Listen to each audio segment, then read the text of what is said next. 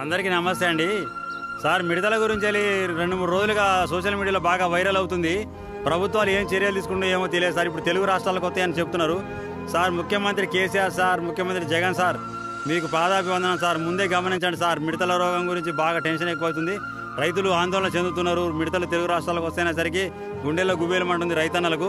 ఎందుకంటే నిన్నటిదాకా కరోనాతో లాక్డౌన్లో ఇబ్బంది పడ్డ ప్రతి ఒక్క వ్యక్తి, ప్రతి ఒక్క రైతు కూడా ఇప్పుడు మళ్ళీ ఇదొక భయాందోళనకు గురవుతున్నారు. దయచేసి అవి రాకముందే పసిగట్టి మీరు కనుక చర్యలు తీసుకోకపోతే పావులా కోడికి రూపాయి మసాలా అయితే సార్, వేలల్లో పోయేది కోట్లలో ఖర్చు పెట్టాల్సి వస్తుంది. దాన్ని నివారించడానికి ముందే గమనించండి.